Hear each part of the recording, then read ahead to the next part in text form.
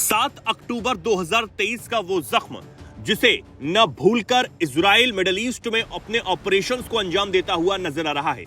Gaza को वीरान कर चुका इजराइल अभी भी हमास को बख्शने के मूड में नहीं है और इजराइल ने यह कसम खा ली है कि हमास को जड़ से खत्म होने तक वो अपने ऑपरेशंस को नहीं रोकेगा। लेकिन इस बीच कतर की राजधानी दोहा पर जो इजराइल ने हमला किया उसके बाद तो दुनिया सख्ते में आ गई। लगा एक और युद्ध फिर से शुरू होने वाला है, क्योंकि यह हमला हमास चीफ खलील अल हय्या को निशाना बनाकर इजराइल ने किया था। मीडिया रिपोर्ट्स के मुताबिक हमले में अल हय्या तो बच गया, जबकि 6 अन्य लोगों की मौत हो गई है। लेकिन इजराइल की ताकत को आप समझिए, क्योंकि इस हमले के बाद इजरायली प्रधानमंत्री बेंजामिन नेतन्याहू ने इस हमले की पूरी जिम्मेदारी ली। अब यह हमला कतर की राजधानी दोहा में तब किया गया जब हमास नेता वहां अमेरिका के युद्ध विराम प्रस्ताव पर आपस में चर्चा कर रहे थे। हालांकि अमेरिकी राष्ट्रपति डोनाल्ड ट्रंप ने इस हमले को गलत बताया और कहा कि इसकी लोकेशन ठीक नहीं थी। लेकिन फिर भी एक बात दिलचस्प है कि ना तो कतर ने ही इजराइल पर किसी तरह के एक्शन की बात कही और ना ही सऊदी अरब या तुर्की जैसे किसी बड़े मुस्लिम देश का कोई सख्त बयान सामने आया। सिर्फ निंदा करते हुए ये देश सामने आए। शायद यही इजराइल की ताकत है कि जिस देश कतर पर हमला हुआ वहां के प्रधानमंत्री भी सिर्फ निंदा ही करते रहे, एक्शन की कोई बात नहीं की जा रही थी। लेकिन कतर के पास कोई विकल्प ही नहीं है।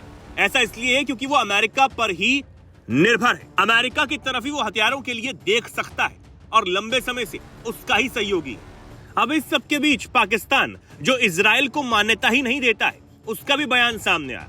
पाकिस्तान बोल भी क्या सकता था, उसकी तरफ से भी सिर्फ निंदा ही करने का काम किया गया। पाकिस्तानी पीएम शहबाज शरीफ ने लिखा, मैंने अपने प्रिय भाई कतर के अमीर मामईम शेख तमीम बिन हमद अल थानी से बात की और दोहा में इजराइल द्वारा किए गए जघन्य बम विस्फोट की कड़ी निंदा की, जो कतर की संप्रभुता और अंतर्राष्ट्रीय कानून का घोर उल्लंघन है। पाकिस्तान इस कठिन समय में कतर के साथ दृढ़ता से खड़ा है और इस तरह के आक्रमण के विरुद्ध उम्मा में एकजुटता का आह्वान करता है। अब इस तरीके का आह्वान तो कई बार हो चुका, कई बार बैठकें भी हो चुकी, इजराइल के कड़े हमलों की निंदा भी की जा चुकी। गाजा में जो इजराइल तबाही मचाए हुए है उसकी भी निंदा की गई। लेकिन फिर भी नतीजा क्या निकला? इजराइल रुकने का नाम नहीं ले रहा है, क्योंकि यह साफ है कि इजराइल न ही अपने दुश्मनों को भूलता है और न ही किसी को भूलने देता है। कतर पर हमले करने की एक और वजह यह भी है कि कतर लंबे समय से हमास के निर्वासित नेताओं का ठिकाना रहा।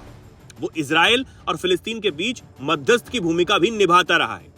गाजा पर युद्ध विराम और 7 अक्टूबर को हमास के बंधक बनाए गए लोगों की रिहाई को लेकर जो बातचीत चल रही थी, यह हमला उसे और अब जटिल बना सकता है, क्योंकि अब शायद इजराइल बातचीत करने के मूड में ही नहीं है। वो हमास को खत्म कर अपने बंधकों को रिहा करवाएगा और 7 अक्टूबर 2023 को मारे गए इजरायलियों का बदला लेकर रहेगा।